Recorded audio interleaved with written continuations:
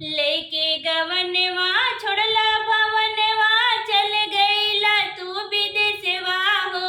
अरे चल गईला तू विदेशवा हो।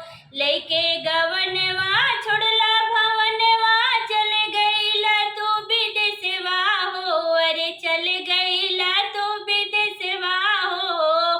कावन सवतिया मरले बमतिया भेजला नाही संदेशवा हो।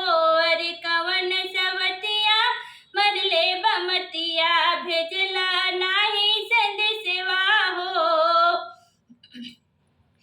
सासु ननदिया बोलेली बोलिया पियवा नाही सुहाला हो। सासु ननदिया बोलेली बोलिया पियवा नहीं सुहाला हो।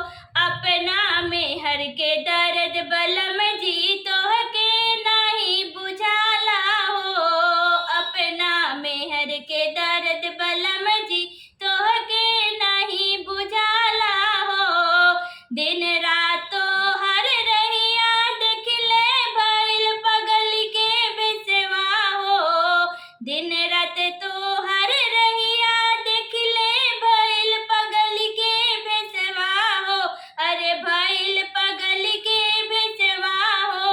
अरे कवन सवतिया मरले बमतिया भेजला नाही संदेशवा हो। अरे कवन सवतिया मरले बमतिया भेजला नाही संदेशवा हो।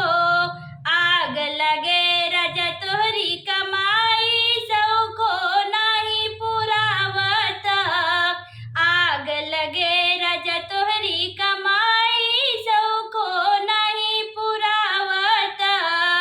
सगरी कमाई ना जाने तू कवने डैन पे लुटावत।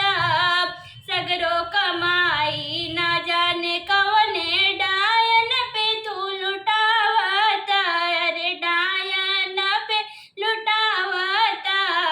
सोची सोची यही बतिया बलम जी दिल में बड़ा कलेसवा हो। सोची सोची